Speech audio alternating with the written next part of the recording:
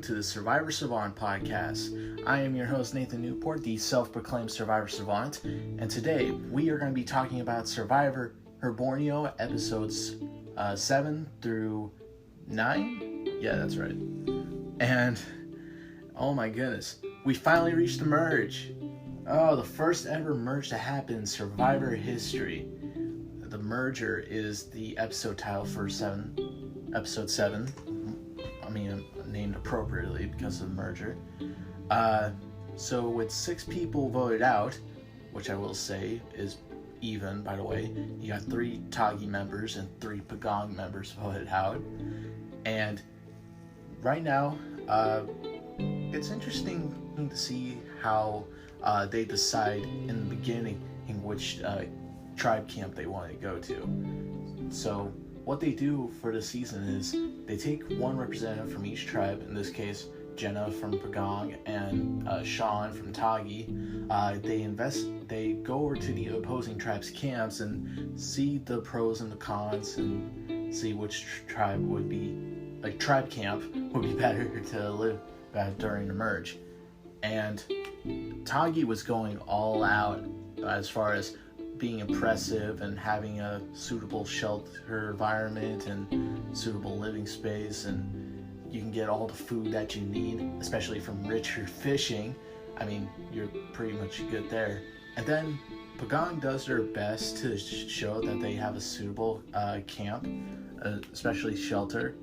But I think the camp over at Tagi is definitely more impressive, which is why they go over there. But before they do, both Jenna and Sean, they roll over to the sand spit, where set up there is this awesome dinner table with lobster and rolls, and I think there was baked potatoes there.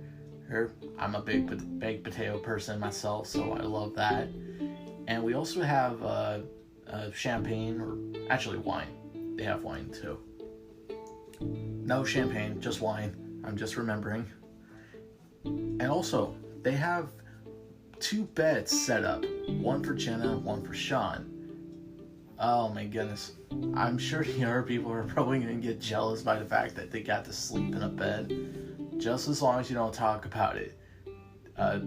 Just as long as you don't talk about being in a bed and not be bragging about it and all that stuff. Because over the past, if you talk about the rewards you've been on in Survivor and you tell it to everybody, people will say, oh, that's good for you. But secretly they're like, stop talking. You're rubbing it in my face. I am not loving it. As we see from Liz in the current season, Survivor 46. But I digress. Anyway, so they go to the sand spit. Jenna and Sean were informed by Jeff that after they had their dinner and after they discussed where they're going, they were given items they need for the merge, including new buffs. Green is the new color, and they also have a new tribe flag. It's blank, hasn't been painted yet. They were given paints, and they'll do that when they get to the new camp they decide to camp at. And while they're there, they lit up this huge, big bonfire area. There's a ton of firewood set up, and they immediately light it on fire, and that gets Pagong's attention, which is kind of cool. Everybody's excited to see that, and everybody's happy on Pagong, by the way. Everyone on Pagong is happy to see Jenna having a good time, and Gretchen is kind of a little bit irritated, I'd say. She's not quite into this waiting process of when is Jenna coming, and are we gonna stay at the Pagong camp or are we going to a new camp? She's very non-hesitant in that moment, which is fair to say. I mean, I'd be anxious to find out what the heck am I going to be going from this point forward in the game. And during that time, it starts to rain, and they do have like this tent area being set up over their beds, and the Sean and Jenna, they might have had too much wine, as we can see in this, but they don't do anything too crazy. I'll just make it short like that. They haven't done anything too crazy. But yeah, as soon as it got into next morning, we see them rolling up to Pagong, telling them they have like 5 minutes to get like 3 supplies that they need from their camp, which they'll bring to the new Tagi, to the new merge camp. And they also said they can bring their luxury items, don't forget those. So they rushed to get everything they need. They took a pot, which was one of them, mosquito net, and then I think it was what was the third item? It was pot, mosquito net, and then my goodness, I'm having a hard time processing what the third item was. I think it might have been the oh my goodness. I think it might have been the I'm sorry, I'm blanking. My goodness. Okay, I think it might have been like some kind of lantern, or no, wait. It wasn't a lantern. It was.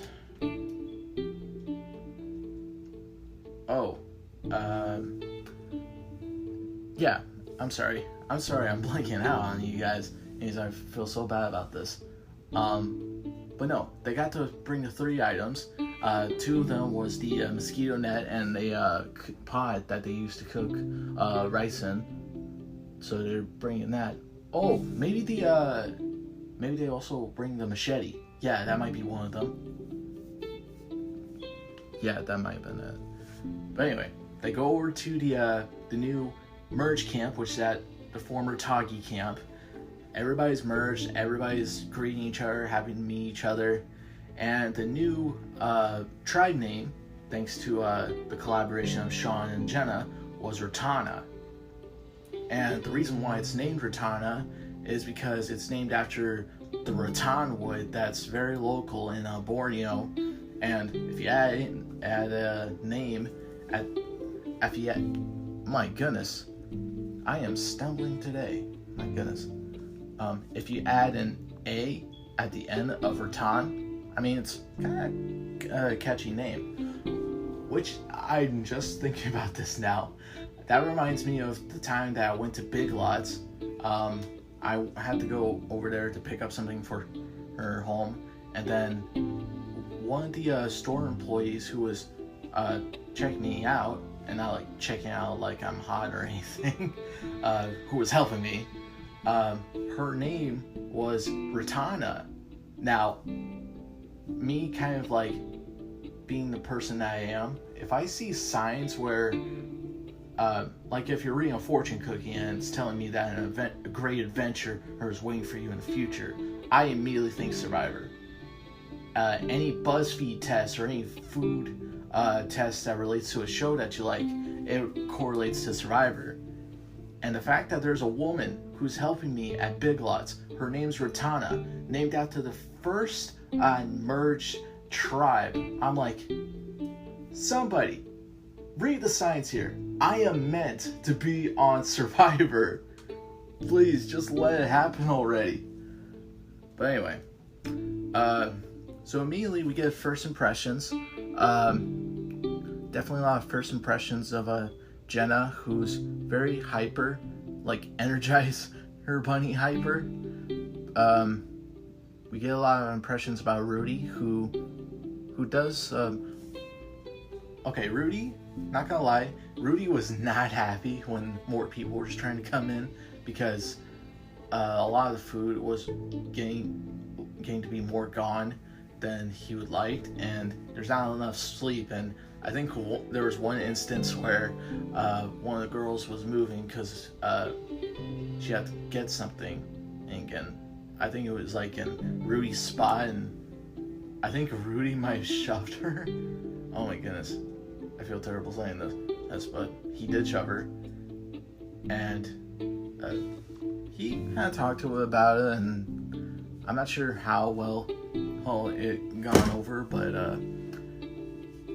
yeah, Rudy was just not comfortable with the new situation that was occurring with the merge.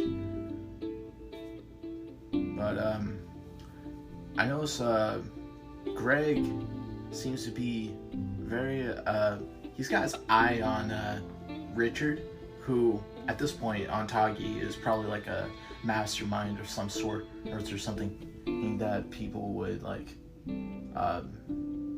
They don't see him as somewhat of a strategist quite yet, but they do know that he's smart and possibly a risk to like be winning the game.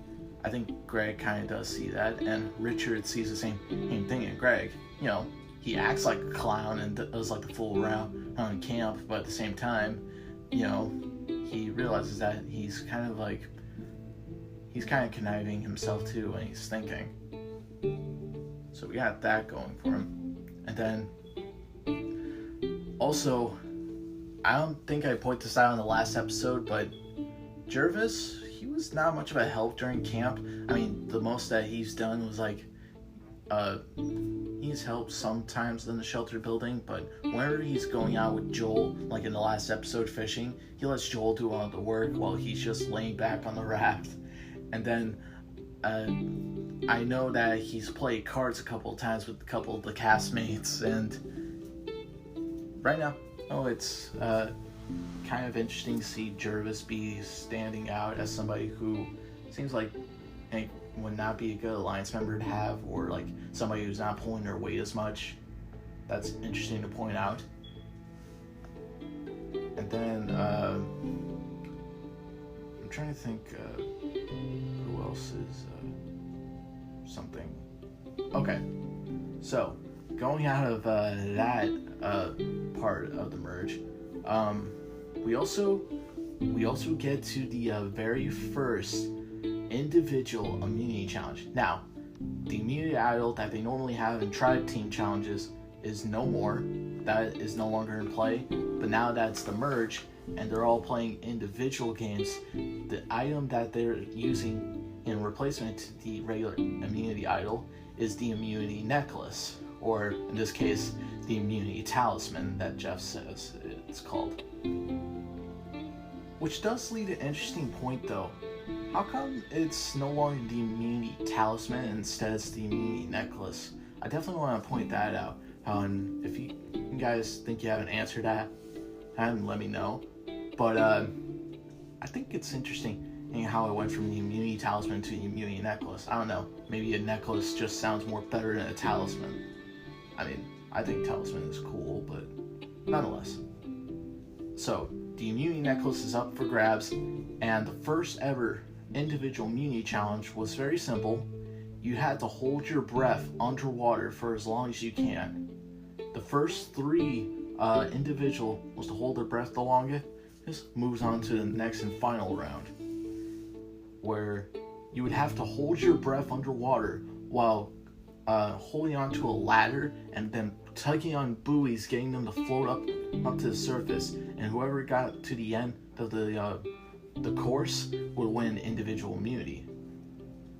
Now, something that I noticed as soon as this challenge started, the girls were dropping out fast. And I'm not trying to sound like sexist here or anything, but the men lasted longer than the girls did.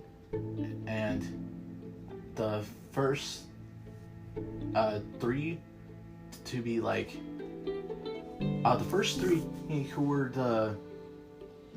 stayed down there the longest were Sean, which before he went up he shook Greg's hand and went up surface and was like, why did he shake my hand? I don't know, but anyway, Greg went up next, and the person who lasted the longest out of all of them was Jervis.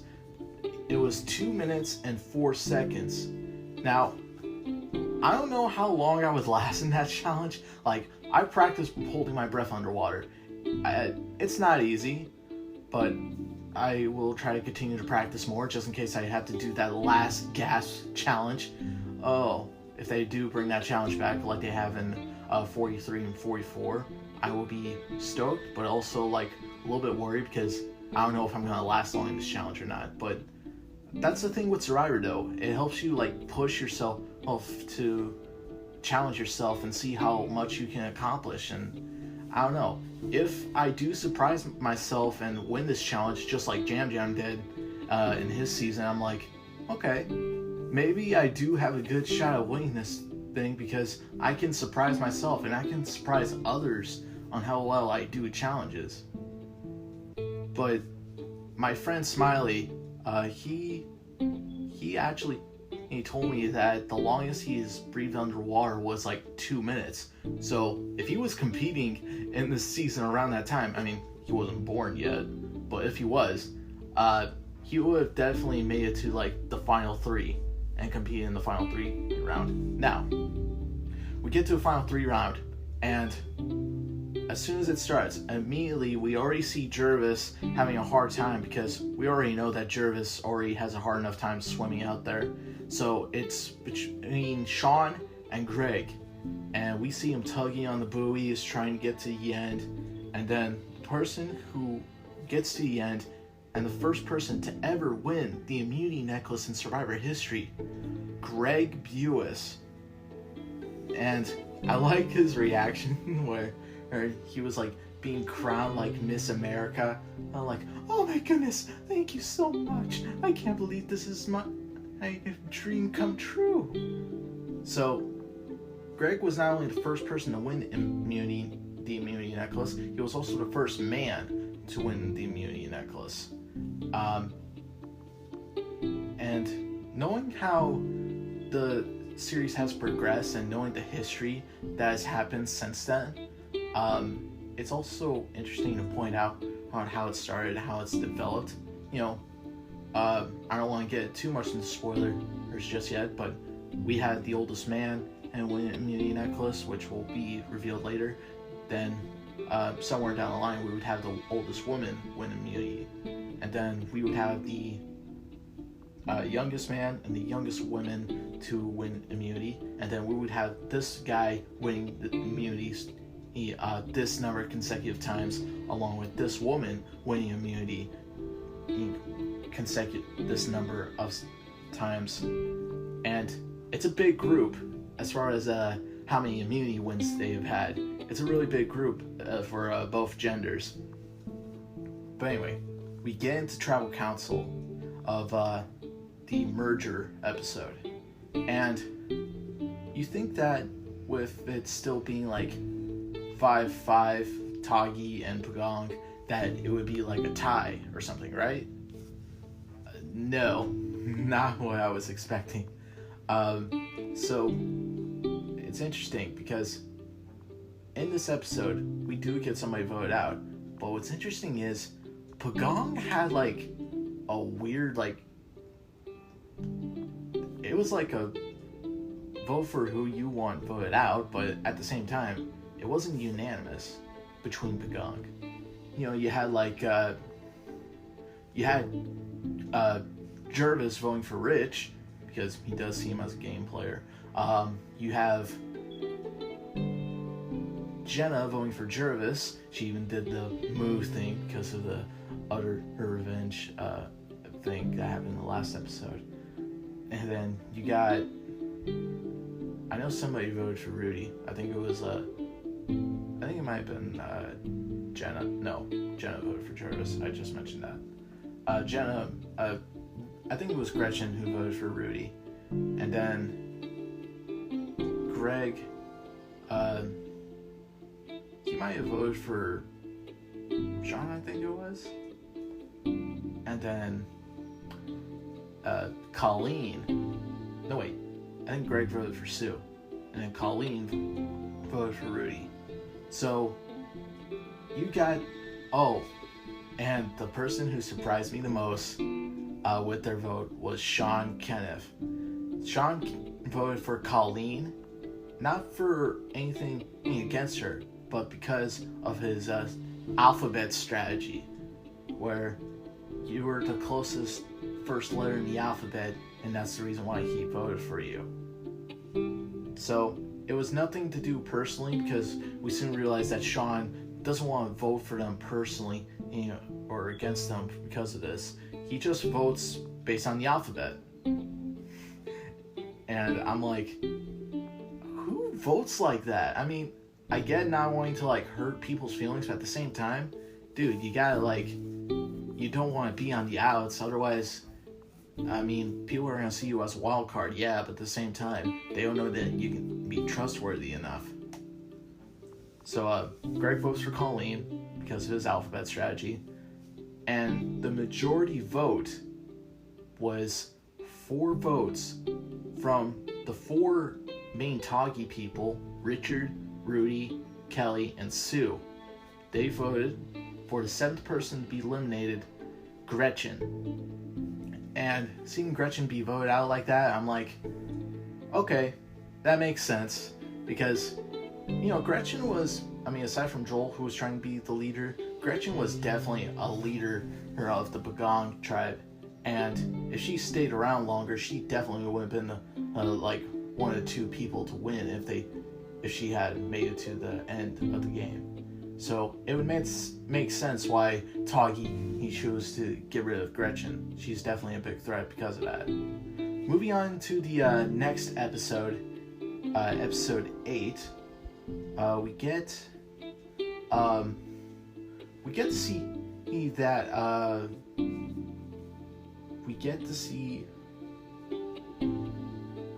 my goodness. We get to see that the reward, or at least maybe I should save the reward. You know what? I'm gonna get to reward. I feel like that's the main mandatory factor here, because this episode is really emotional. I'm not gonna lie, especially with Jenna. So we get into the reward challenge, and Jeff arrives with this like big crate. He even has some of the tribe members come over to help him, and it was really heavy. And what was inside? It was a TV, and I'm talking like not like the current like flat tops that we have right now, but an old box TV, one that you would play VHS tapes in. And it's I'm not gonna lie, I kind of felt nostalgic kind of watching that, because it was built in 2000, where VHS was kind of like the main streaming was sort of like the main thing we used back then. And I remember being told that you had to use VH tapes to record things you wanted to watch on TV. And I'm like, oh my goodness, it's interesting to see that this is what they do. Who back in the day, they watch stuff on VHS and sometimes DVDs. Sometimes they would use DVDs. Although I don't think, was DVDs invented like in the early 2004s, or it could have been in but yeah, no. They use I am stumbling on the words today. Anyway, so the reward is, for this challenge, the reward is they get to see tapes that have been sent in by their loved ones. Now, Kelly, her loved one was her boyfriend Tracy. Then we have Rudy, whose loved one was his wife Marge, and his granddaughter. And we also see that Richard's loved one was his son Christopher? Yeah, I think that's who it was. And then we also see Sue's husband. Oh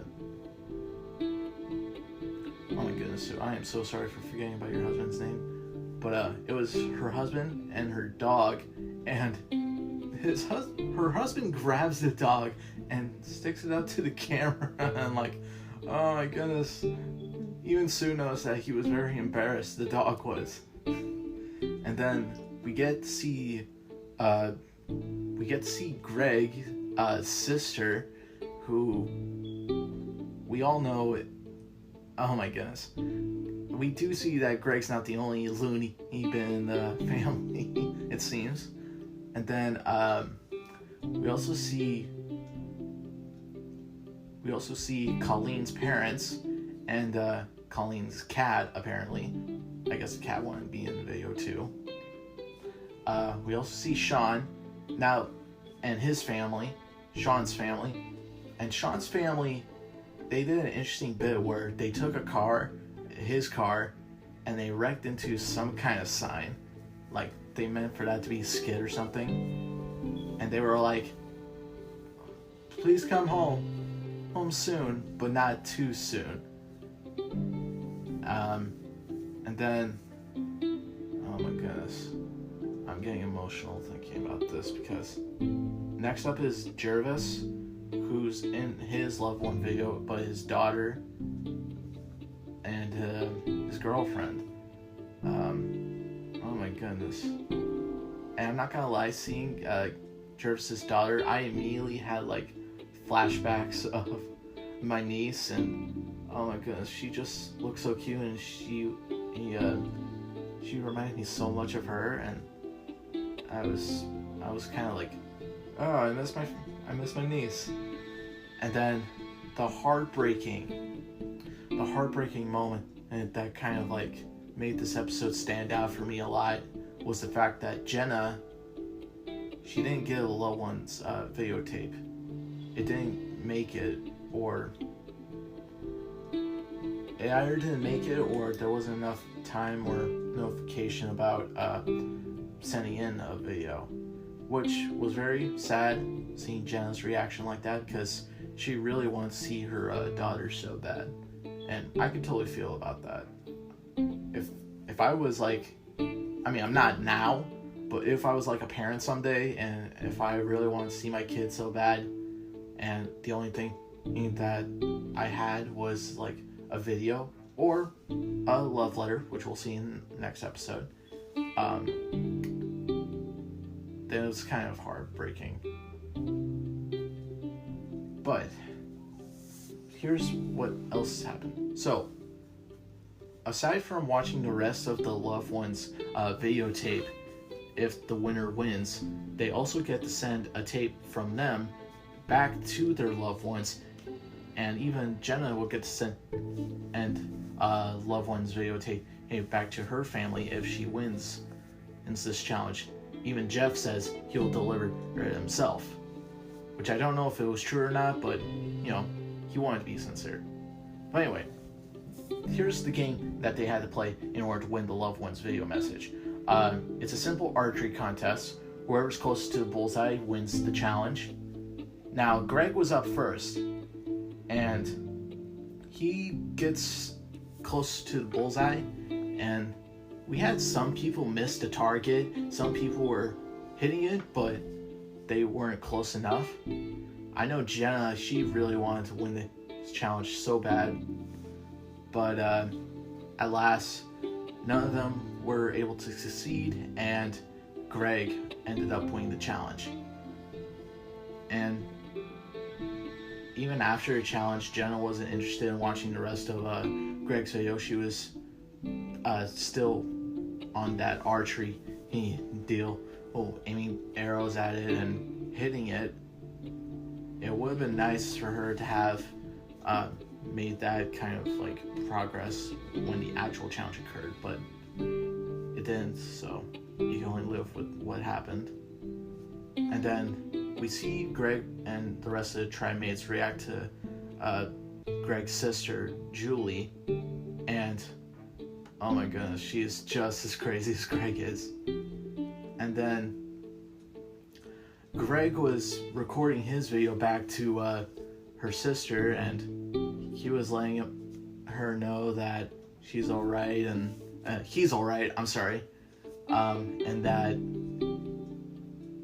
oh my goodness, I don't want to talk too bad or inappropriate about this, but Greg was talking about how his trimates got to see her as he does, and they got to feel her as he does. And I'm not sure he was trying to like make that like make that sound dirty, or my goodness. But even Greg was like, oh, what was I thinking of saying that stuff? Oh, if that's gonna make me look so bad. And then Rudy, while he had the camera pointed on him, he was like, Julie, we gotta deal with this thing for 2 weeks, and then we probably might kill him. Is that doing you a favor? Everybody was just laughing. I'm like, oh, I love you, Rudy. Rudy is not afraid to speak what's on his mind. Oh, man. So, that was the reward for that challenge. And we then see that in the next couple of days how Richard is definitely aiming on getting rid of Greg, because aside from being a very fun guy, he would have loved to get to know him better outside of the game. But right now, they're currently in the game, and he does see Greg as a threat, and he intends to get rid of him. And I'm sure he does wish the same to get rid of Richard. Greg does. And we also see that, this is something fun to point out, we also see a sign in the kitchen that they have set up. I like the fact that Kelly got to make this sign that says Rowdy Rudy's Diner.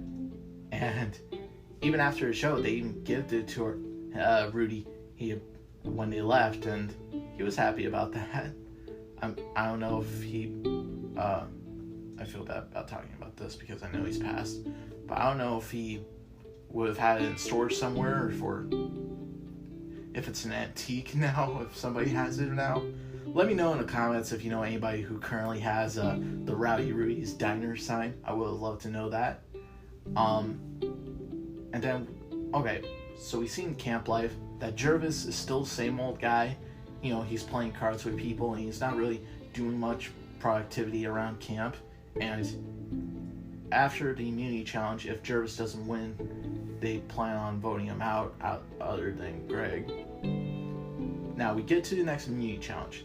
And basically what they had to do is they had to follow these ropes and get to these checkpoints where they must collect a carabiner, put on her belt, and then head to the next checkpoint.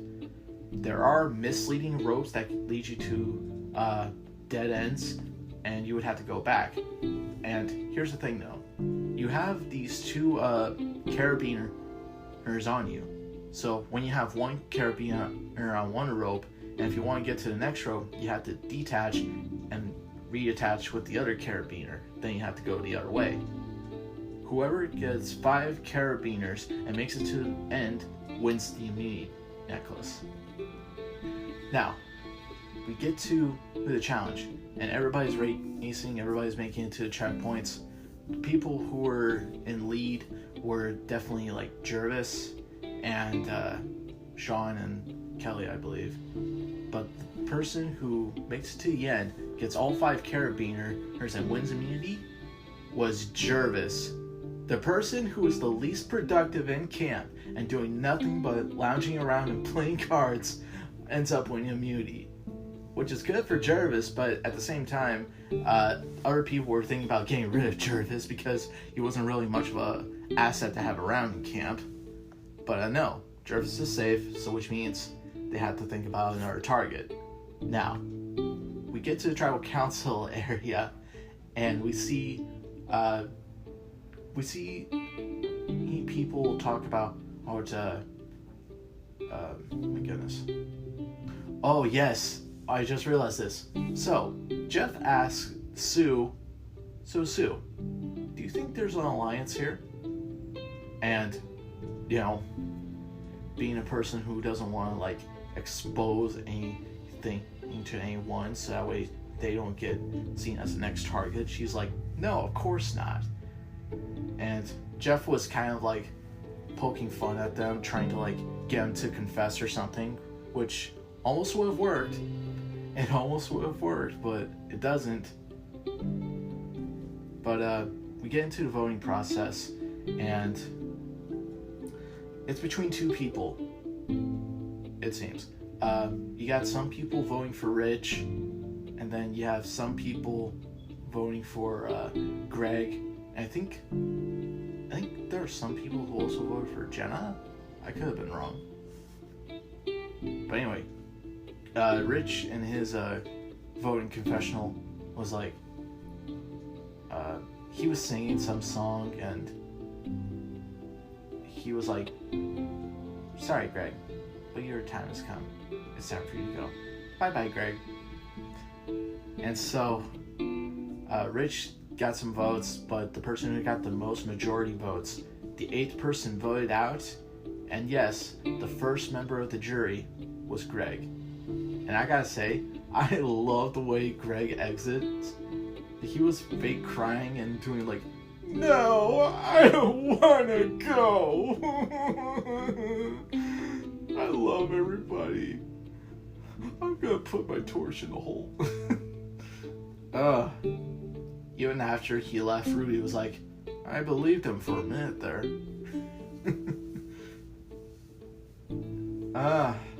Greg, I never get tired of your humor, but at the same time, you definitely would have been a threat to win. If it was me in that situation, I would have definitely voted for Greg. Not gonna lie.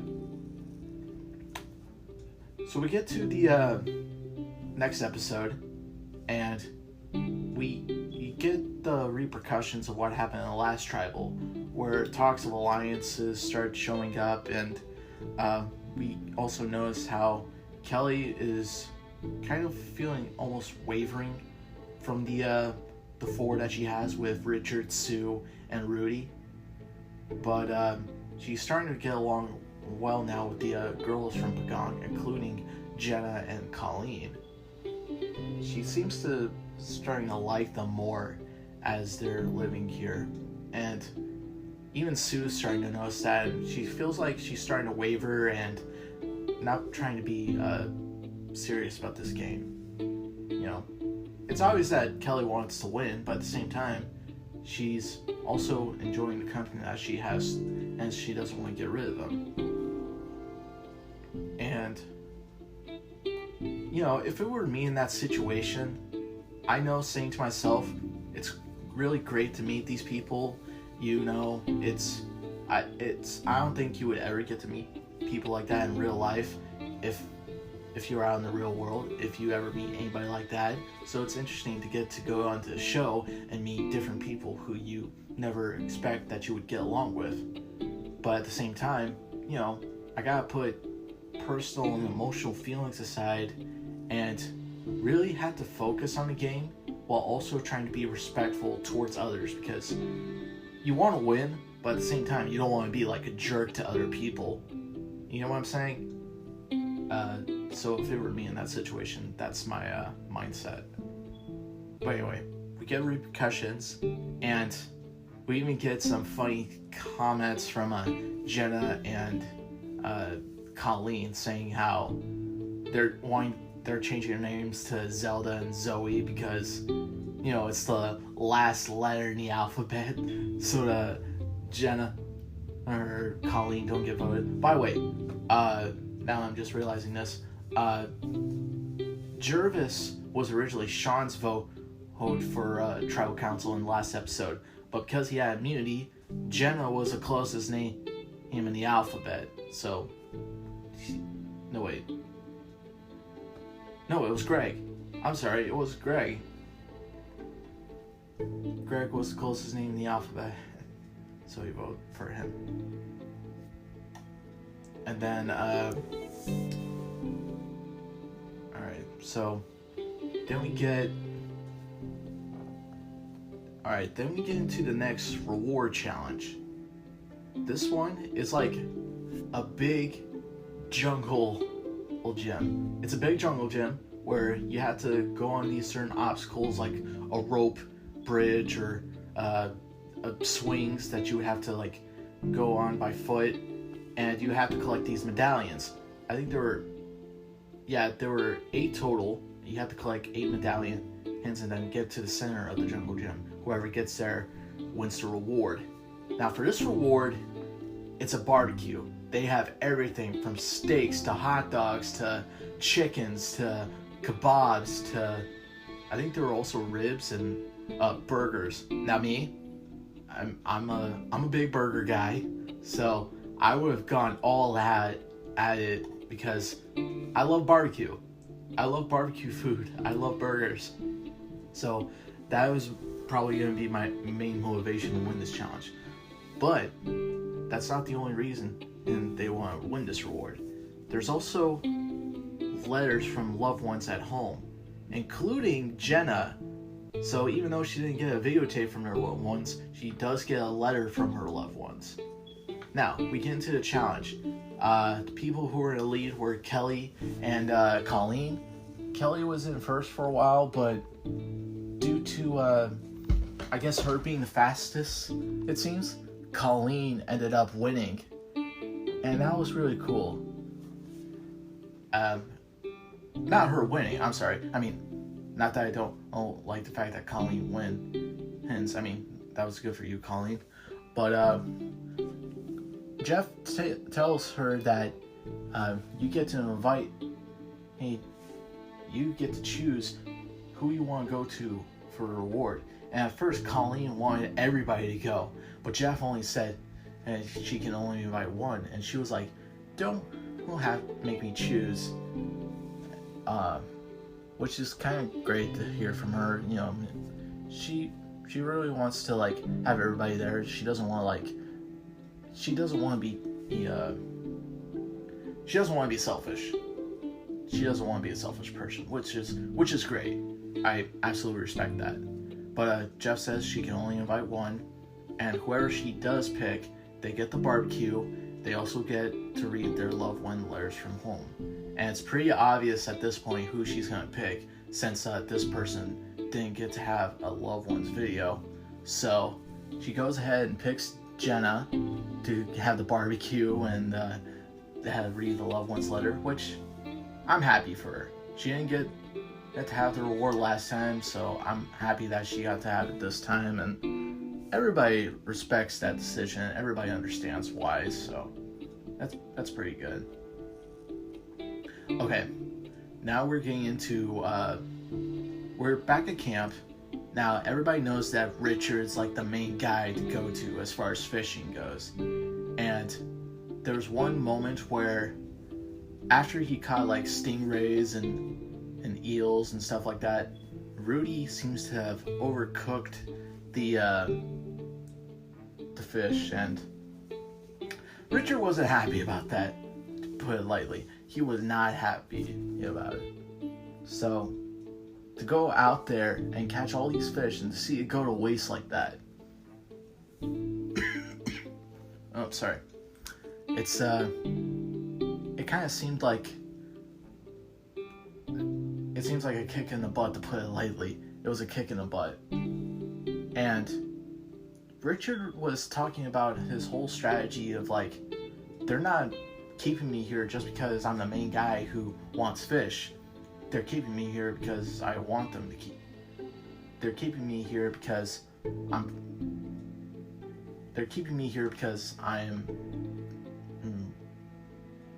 making them put me here. Like, he's not actually like forcing them, like threatening them, like, hey, keep me here or I'm gonna kill you. No.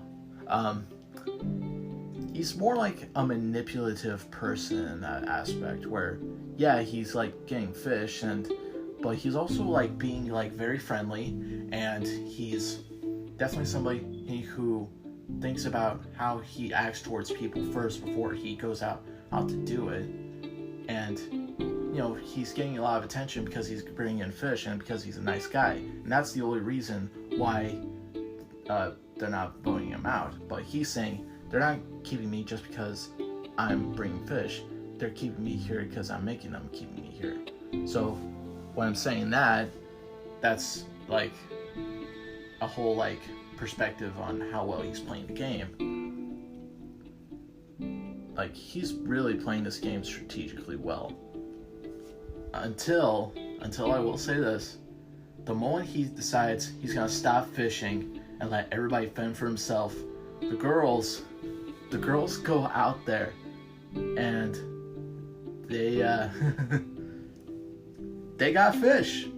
Surprisingly, they got fish, And that really, like, that kind of, like, puts a punch to Richard's face, like, oh no, they caught fish. I don't think they're gonna want me anymore. Bummer. So that puts a red flag on Richard's part. And also another red flag I will add that could be added onto Richard's part is, I remember there was one time where it was his birthday, and oh my goodness, and for his birthday he decides to go out in his birthday suit. He decides to get naked. Now, me myself personally, I would definitely feel very uncomfortable about that. I'm not sure anybody around me would feel very comfortable about that. I would also try to be respectful and try not to, like, say things, but at the same time, dude, put some clothes on. Nobody wants to see your nobody wants to see that. I'm sorry. Unless you're at a news speech, which this currently isn't. I don't think nobody wants to see that. Even he says, I'm not bothered by it. I'm not bothered by what people say or think. You know, even Rudy is kind of like disagreeing about that. So there's that. There's that as a red flag. Now we get into the immunity challenge. And for this challenge, each tribe member has to stand on one square, and when they're called on, they have to move to another square and flip over the tile they were previously standing on. Throughout the challenge, if they run out of tiles to step on, they are immediately out. The person who's last standing wins immunity. Now, this challenge is very interesting because it doesn't focus on endurance or strength. It's focused on mental strategy. You know, where are you going to move? How are you going to ruin your opponent's game? Or how are you going to make your game better? And it's interesting to see because we see people run out of spaces so fast that they couldn't go anywhere. And we also see that people were blocking people so that way they couldn't get any more. And we see that in the end, because he still has some spaces left, and because he has some advice from the people who are out, giving him advice on where to go, Rudy was the one who won that challenge. And Rudy, to this day, is still the oldest contestant to win the immunity necklace, which is awesome. I think that's a great accomplishment for Rudy.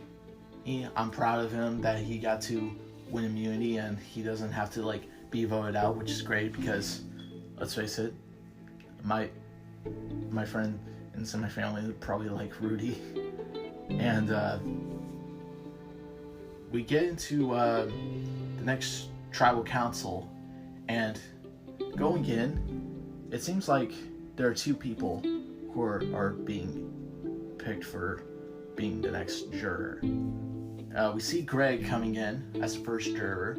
Now, it's said from Jeff that when it gets down to the final two, the people who they voted out will be the ones who make the very crucial decision on who they think deserves to win.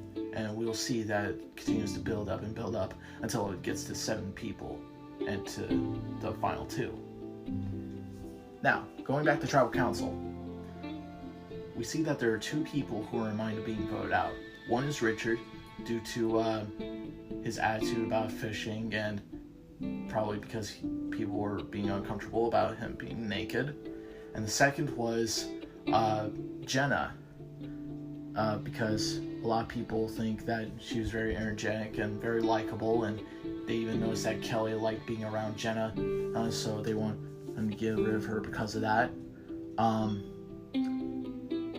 But now, people noted that the one thing that could throw this vote out of proportion was because of Sean and his alphabet strategy and voting. Now we get into the votes. Now, I think there were like 3 people. I think Kelly... No, wait, not Kelly. Sean... No, that's not it. It was Jervis, Jenna, and Colleen who voted for Richard. And then Kelly voted for Sean just so she wouldn't have to pick sides, I think. And then, due to the 3 talking members and Sean's wild card alphabet strategy vote, J for Jenna. Jenna was the second juror voted out, and we are now down to 7 people left. I almost lost count.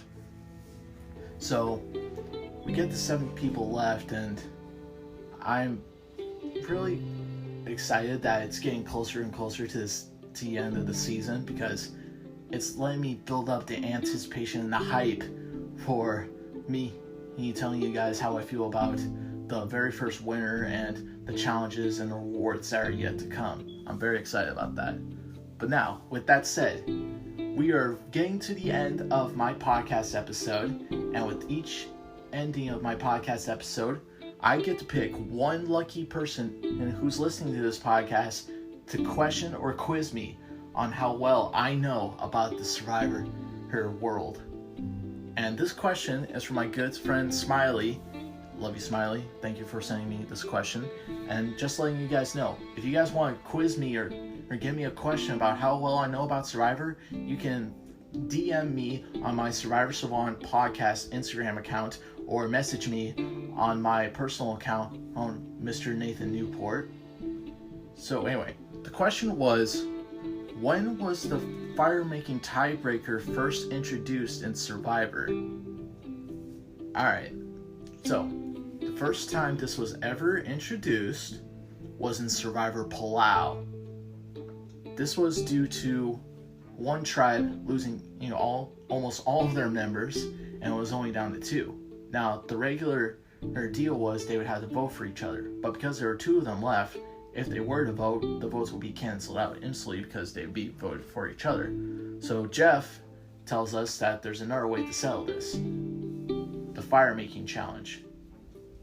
For those of you who do not follow Survivor, you should know the rules by now. The person who has their fire going, and whoever gets their rope or torch lighted up first and the flag raised wins the challenge. Now, this challenge has been progressed throughout Survivor history. We've seen it come back several times in the past, and right now, currently, ever since Survivor 35, Heroes versus Healers versus Hustlers, is come back as a Final 4 challenge, where the winner of the challenge picks somebody to go with them to the final 3 tribal council, and the 2 people who are left have to fight for their lives in the fire-making challenge. Now, many people have won and lost this challenge. I know several people who have made fire the fastest, and right now, currently in that spot, the person who's made fire the fastest in that challenge is Heidi from Survivor 44.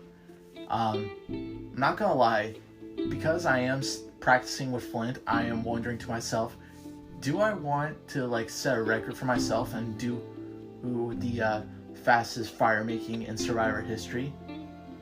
I'm gonna see if I can practice for that. I want to see if I can beat Heidi's time. If I can beat Heidi's time, not only would I be remembered as the first neurodivergent person on Survivor, I could also be remembered as the first person to have the fastest fire making time in history. I think that would also be a great accomplishment for me if that were the case if I was on Survivor. But with that said, thank you guys for listening to my podcast episode. I'm definitely having a blast with this. It's so great to talk Survivor with you guys and getting to express my thoughts and feelings about this season of Survivor. I'm looking forward to next week and the finale, and when we get to it, Survivor Australia. I'm definitely looking forward to talking about that season. It's one of my favorites. But with that said, thank you guys for listening. My name is Nathan Newport, and I hope you enjoyed being outsmarted, outclassed, and outspoken with the Survivor Savant podcast. Signing out.